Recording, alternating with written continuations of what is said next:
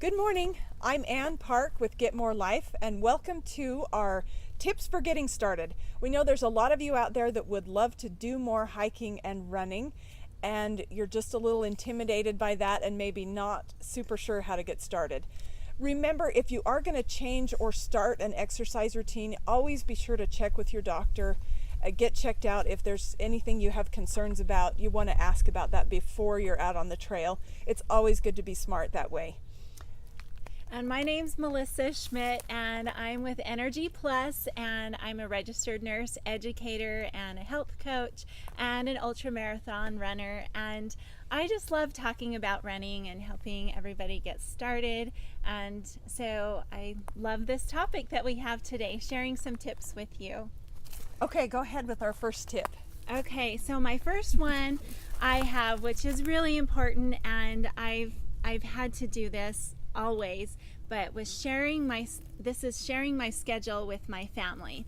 So I need to make sure that I have my schedule and I know when I want to be able to go do a little workout. And because time gets away, life is really busy. I have a job and I have 3 children. I have my husband who also likes to do lots of really fun things together.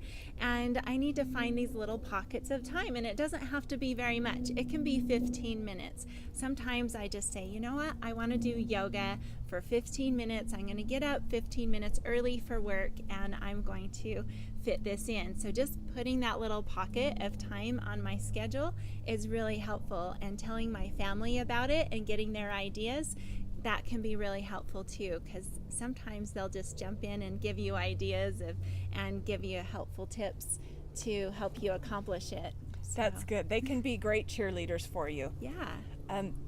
Running and hiking are great because you don't need a ton of expensive gear to get started. You probably have everything you need in your closet right now. Don't wear flip-flops, those are the worst, but you do need some kind of shoes. And we're going to do a shoe workshop with Striders, which is going to be really fun. So if you want to know more about the mysteries of athletic shoes, what's the difference between a running shoe and a walking shoe, or what do I need in a shoe? They're going to do some really fun stuff. You can analyze your gait and analyze your stride, and that's a really fun thing to do as you get started. You do want some good shoes. Find the best shoes that you have now and just get started. Walk to your door and walk out the door. That's getting started. That's all you have to do for starters. For sure. And you want to tell us about being motivated. There you go. Yes, yes. So sometimes, you get started and it's kind of exciting to start something new. I mentioned that sometimes it's just like this little pocket of time for yoga, but even just walking, like Ann said, can be the most helpful thing. Just getting out the door and just being outside. And it's really exciting. It's like, I want to do it, and it's really fun. But then life gets really busy again, and you just wonder, how am I going to keep doing this every day? And so you have to think about, why do I want to do this? And for me, I really love being healthy. When I am exercising and eating really good, I feel really good. And so I write that down about, how I feel. And then it helps me to be motivated that I want to keep feeling that way and just noticing those things.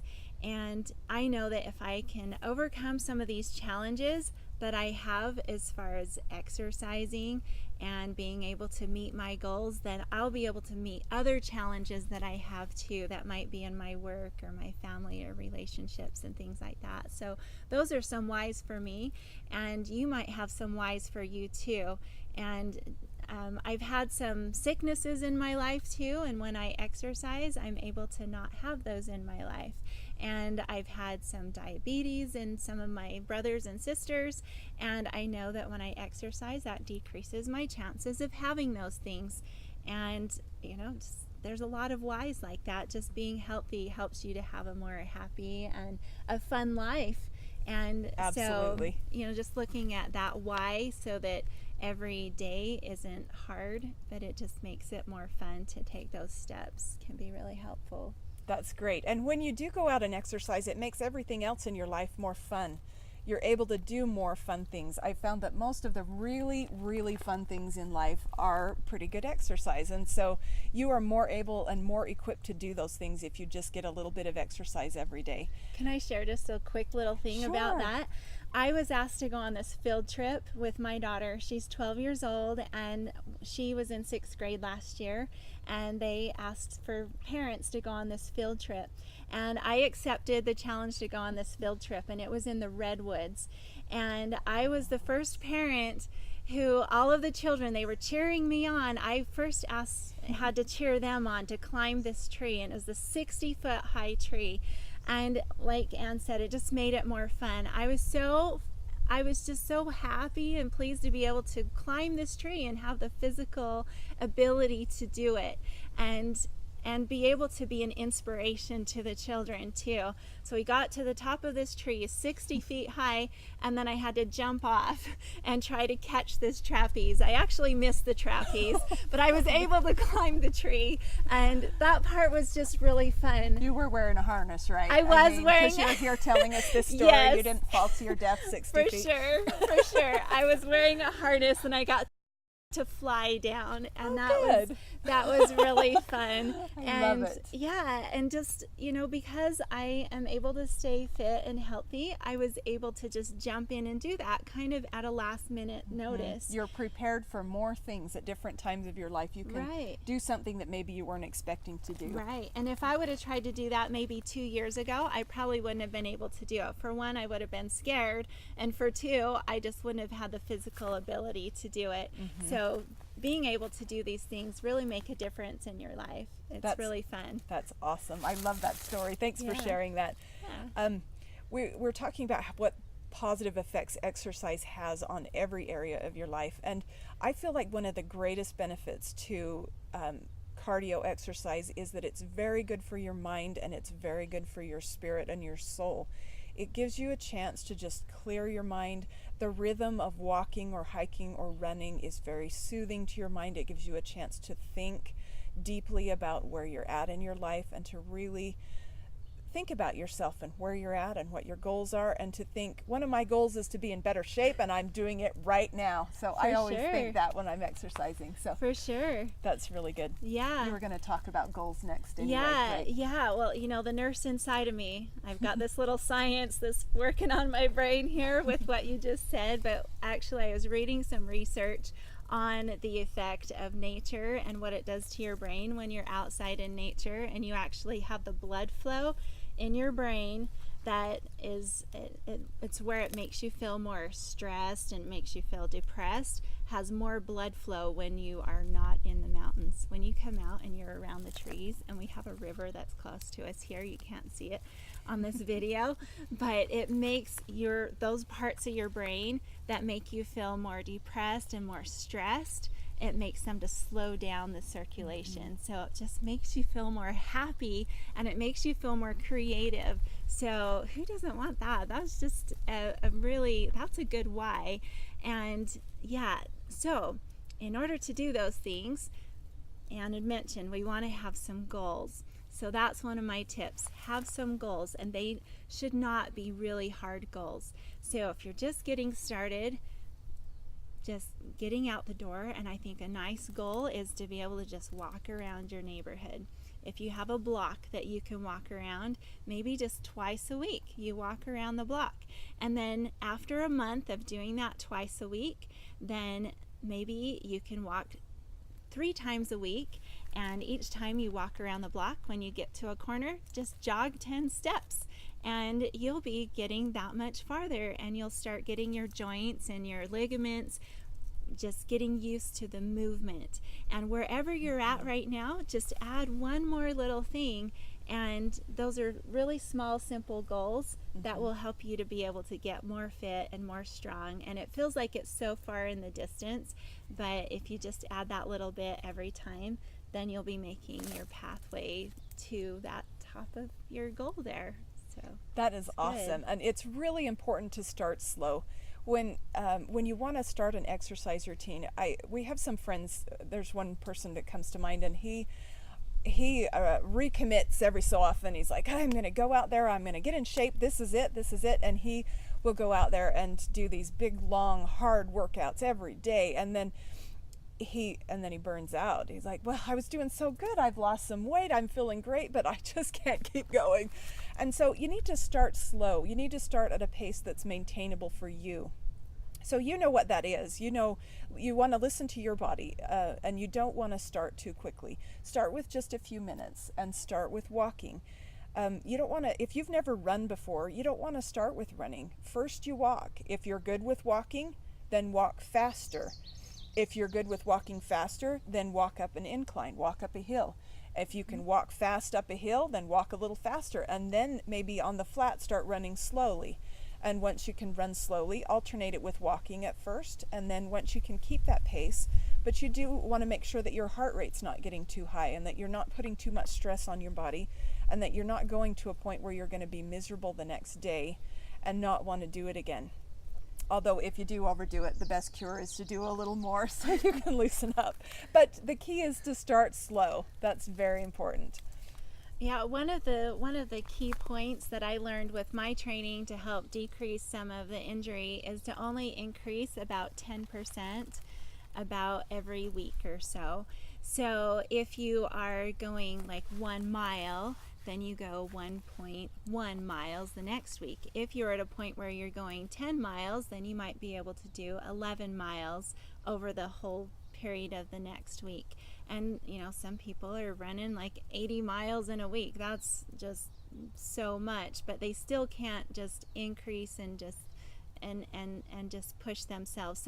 Sometimes it's just so attractive just to sign up for maybe this, you know, a whole marathon or something like that, but you want to look at where you are now and just be really mindful about your own body, and can you increase about 10% each week in order to get to that goal. So maybe if you're training for a 1 mile race or a 5K or something like that, then you want to back that up and see, you know, where you're at now and only increase about 10% of distance each week, and that will help you to get there without having as much risk for injury. That's great advice, definitely. And it also helps to work as a group, right? To have somebody to be accountable to. Yeah, and there's lots of different ways to do that. There's lots of great online groups. I have probably 5 or 6 different groups that I am a part of, and I love being social in the online groups, but we also get together. Ann and I like to go hiking together. For sure. And I also have just different people and just friends who like to come on the trails. And I have 2 very specific accountability partners, and we talk to each other about once every couple of weeks or so and just kind of see where we're at with our goals. So it can be really helpful to have a specific person that you share your goals with, and that can be a family member, it can be a friend, it can be a group, it can be online, whatever suits your personality. But it does really help to have a person that you're sharing your goals with, and they'll be your cheerleader too. So if there's times when you're feeling a little down, like, wow, you know, just I was feeling really tired during my workouts this week, they'll help you to explore about, you know, why that might be happening and help you feel better about that and know that it's normal for that to happen too.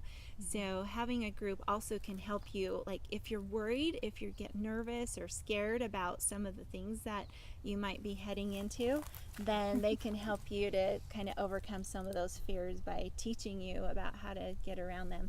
And I think you wanted to talk about that a little bit too, huh? I did, because some of us are really used to being out in the mountains. We do this a lot, but we have a lot of friends that are a little nervous about just being out in the wilderness. And we know why. There are some good reasons, and there are definitely some things in the mountains that deserve some respect, and there are some things you need to do. The first, and really I would say the most major danger that you can have in the mountains is just the weather. It's very easy to have the temperature change really drastically. Depending on the terrain, you might come up over a ridge and suddenly it's really, really windy and it drops 30 degrees. And if you're not prepared for that and you keep going, you could be in danger of having hypothermia, or, you know, if something goes wrong and you have to stop for some reason, you could be in dire circumstances. We also have to watch out for lightning. That is something you do not want to be on a high rocky area and have a lightning storm come through. You could be in danger from that. And it can come on really quick too. Yes. Sometimes you just don't even notice, and then all of a sudden it's dark and you just hear the thunder and the lightning. So it's just really important to start noticing as the clouds are gathering, or if you're noticing it, you know, farther away, just are they coming this direction? And our phones are really good too. That's like, you know, always watching the forecast on there, but also just watching the weather that's actually around you, because you can get in a lightning storm really quickly, and you always want to know how to get off the mountain from where you're at. That's the best advice. If you're in really bad weather, go downhill fast to get out of the danger zone for lightning. Yeah. But I would say that's probably the biggest danger in our mountains, is just people that aren't aware of the weather. You also need to be aware if it's really, really hot. This is Utah. It's hot and dry here. If you are out in the sun and you don't have enough water, you can be in real danger from that.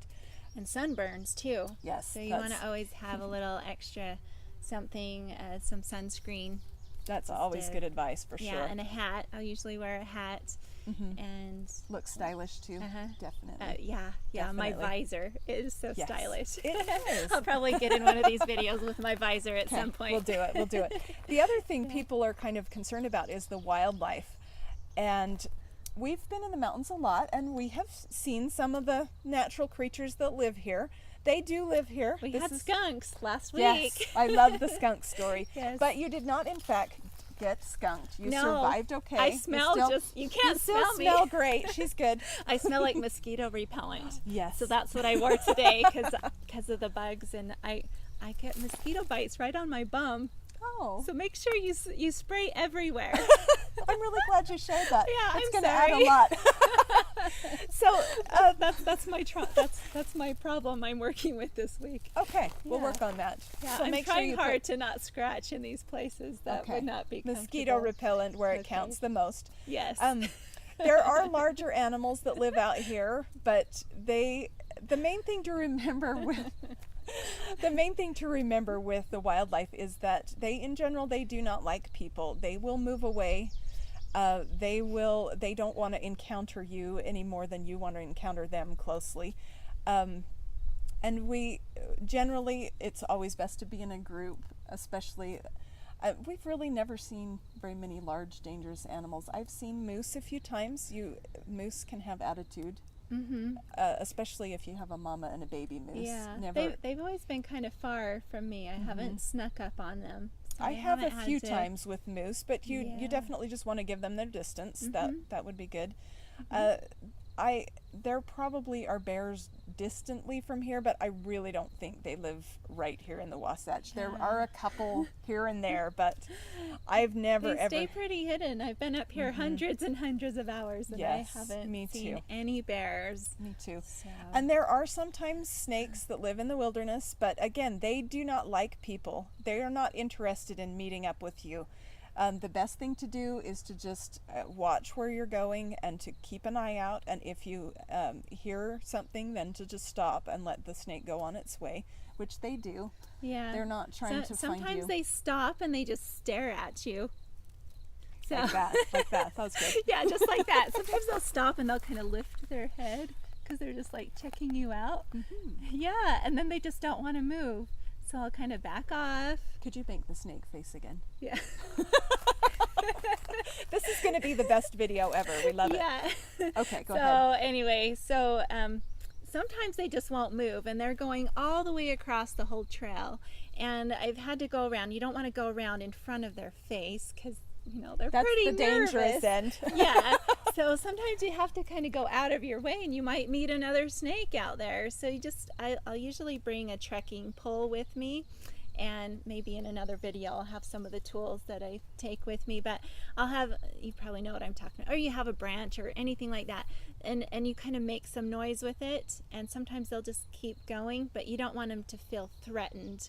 So it's almost like if they're in the middle of the trail, you kind of shake the branch over here, and sometimes they'll go away. But if they don't, then you have to make your way around them, and you can use a branch or one of your trekking poles to kind of just move the bushes and make sure there's nothing there, so you're not stepping in the middle of the bush on another wildlife. The snakes all follow you. I hardly ever see them. I know. They call me the snake charmer because I see snakes about every time I'm in the mountains, but they've never even looked like they even cared. They just like to come and say hello. And I've gone and all year. They like to make the face. I haven't seen a snake all year, and Oh, we're see, out all the time. I bet I've had 10 or so in the last week. They're all following So, Melissa. I'm just yeah. not as popular with that Yeah, scene. all different kinds. They're red and yellow. They're striped, and there's a couple rattlesnakes, but they never act like they want to bite me or anything like that. So they just kind of sit there, and I just go around them. But I have to be careful because they do kind of look like roots on the ground, and you want to be careful not to actually step on them. And they're actually protected in the forest, so don't ever hurt them. Just let them go out of your way. So. Yeah. And that's the same for most wild animals. They are just minding their own business. They live out here, and they usually don't mind if you walk by as long as you don't bother them. So, and that's See, I've never had one even try to strike me, and I see them all the time. well good. So yeah, Okay, so don't be worried about them. They're okay. yes, they're okay, and you will be okay too. And if you're worried, you can come and hike with us. Yes, and we'll show you because they'll probably be there if you come with me, and I'll that's just show you true. how to. We'll just have to walk. test that Yeah, theory. but somehow they don't come around when Anne's there. So. Okay, so hike with me. Okay, there we go. Yep, there you go. And so as you go and get started with your hiking, it's really important to recognize the accomplishments. Do you want to talk about that a little bit more? Well, it's just really important because sometimes you feel like it's really like you want to accomplish this great big goal. Like 2 years ago, I had heard about this 100-mile marathon. I'm like, oh, I wish I could do that. And there's no way I could do that. And so maybe I just don't want to do anything because I can't do the big goal that I want to do. Happy medium. Right. And so, and I just don't have time. And so I also wanted to do a 5K, and it's like, oh, that's just, I have to do all this training, and it's just so hard. So maybe I just don't want to do anything. But finally, I just decided, okay, well, I just want to run a little bit. And that was it. That's a And great start. I just decided, I'm like, if I went out for and we have this little park by our house, and it's about 2/3 of a mile one time around. Like if I walk and jog around that park one time, then I did it. And I feel good about it. I'm like, yay, I'm a runner now. Because I went awesome. 2/3 of a mile around the track. And I went home and I told my family and my daughters. They cheered me on, and they were excited that I did it. And it's just amazing. Over the last year, I've just been able to add on and add on and add on that 10%. Like I said, it's been about a year and a half. And now I am working towards my 100-mile. And if I keep going that 10% every week by September this year, then I'll be there. I'll be right on track to That's get there. awesome. Oh, We're that's gonna so cheer her on. exciting She's gonna be awesome. to even think about it. But it's, you Awesome. don't want to just put like a 3-year goal on there. You want to just have one little thing at a time, and then recognize that accomplishment each time you add a little something to it. That's awesome. And Yeah. I find that it helps to write down what you did for your workout. I should have done this years and years ago. I actually just started doing it a few years ago, and I've loved it to go back and say, I did that. And I write down what I did and how long it took me. So that helps, because then you can go back and say, well, I climbed that mountain a couple of years ago. How long did it take me then? And how long did it take me now? But whatever you're doing, just take a minute and jot it down. I walked for 20 minutes today, or I ran for 20 minutes. And then you can go back in a couple of months and see the progress that you've made and Right. celebrate your accomplishments. Exactly. And take time to celebrate, That's really good. And one of my favorite things I like to do to reward myself is a nice hot bath. A hot bath fixes everything. It just makes you feel so good. Sounds great. I have a lot of dirty bathtubs right now because of all the trail running. Oh, that's really good. Yeah, it does. It puts this dark brown ring around my tub every time I get in, but it's worthwhile. That means you've gone a lot of miles, Yeah. right? Yeah. So I'm gonna. That's really funny. Thanks. I clean it out. I have Oh, to keep good. the cleaner right there because That's my good to husband know, doesn't too. like to get in the tub when it's all Okay. brown. Okay. Yeah. So I'm gonna share one of my favorite workout tips, and this is from lots of experience. Sometimes You just get up in the morning and you have on your schedule that you're going to go do your exercise, and sometimes you just don't feel like it. You might feel like you're not ready, you might feel not the best, you might just not feel very prepared to go out and do that. And so my tip is that sometimes, a lot of times, it takes you 15 or 20 minutes to warm up. And so if you get started and you don't feel great, just keep going, warm up, get your 20 minutes warm up in, and then see how you feel. And I would say about 95% of the time, if you don't feel awesome when you've started your workout, just get going. And usually, almost always within that 20 minutes, you feel fine. Even if it's not your best workout ever, you still feel fine. So that's my tip, is that it takes 20 minutes, and don't worry if you don't feel great in your first 20 minutes of your workout. Yeah, that really makes a big difference. And I noticed that even all day, you want to have your warm up every time before you start. And for me, I had and I shared this on another story. I won't give the details, but I got pneumonia at one point in my life, and I still get a little bit of, it kind of feels like asthmatic if I warm up too fast, and that's always a reminder that I need to take care of my body. And if I just try to start too quickly, then I get this tightness in my chest, and it reminds me of the time when I used to exercise and not take as good of care of my body. And so I just really step good. back and slow down, and then once I get past that first 20 minutes, then I just feel really good, and I can go at a pace, and it just feels good. That's great. Great advice for getting started. Yeah.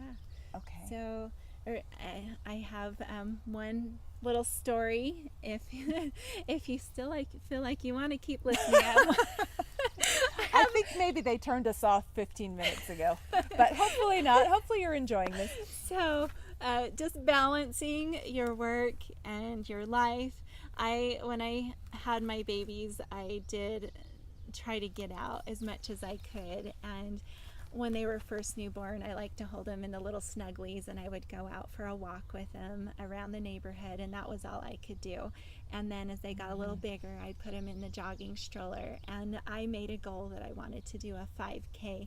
And my little girl, she was in the jogging stroller, and I would go up and down the hills, and she would just be so excited because I was like pushing really slow up the hill, and then I would jog down the hill, and she would just get really excited to say hi to all the cats and the dogs and all that kind of stuff.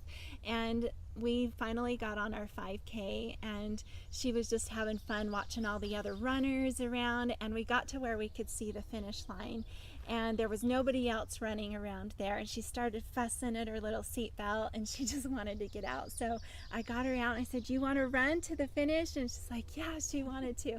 And she just started running, and she was so cute, and I just was kind of right behind her with the jogging stroller, and her brother had finished ahead of us, and it was just a neighborhood kind of 5K. It was just this really relaxed setting, and she crossed the finish line and nobody else was around her, and he told her, "You won the race." And she just was so excited. So and he even gave her, when they got home, he gave her one of his trophies that he had from something else, and he taped her name on it over his name. It's like, "Jessica, first place." I love it. She still loves to run. She runs cross country. She now knows that she wasn't the first place winner, but she was a winner that day. She was probably first in her age group. She probably was. I think so.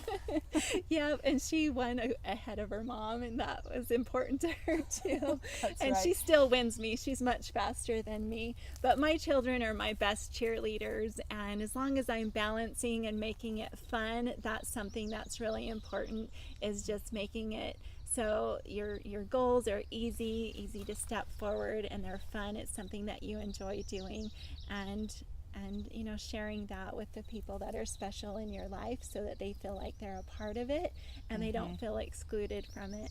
But I love having that experience when they were little, so that they continue to be my cheerleaders now, and we just really enjoy exercising and being healthy with each other.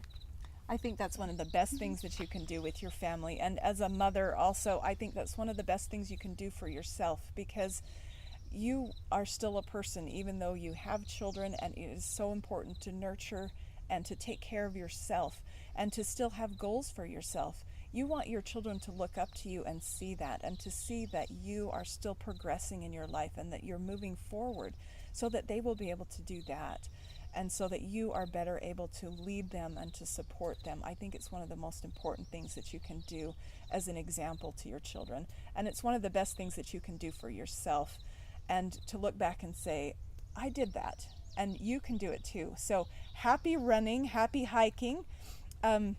We are so happy for you to get started. It's going to be the best thing that you can do for yourself. Yes. All And right. I always have to leave with my thought, make your dreams your life. That's great. I love it. We made this segment for those of you that are just getting started. I can't even begin to describe what it feels like to be out here and to say I climbed up that hill with my giant pack. But that's what we want for you, to be able to go out and do the things that are on your bucket list, and to be able to expand your comfort zone. Yep, I'm comfortable. Have a great day. Bye. Bye.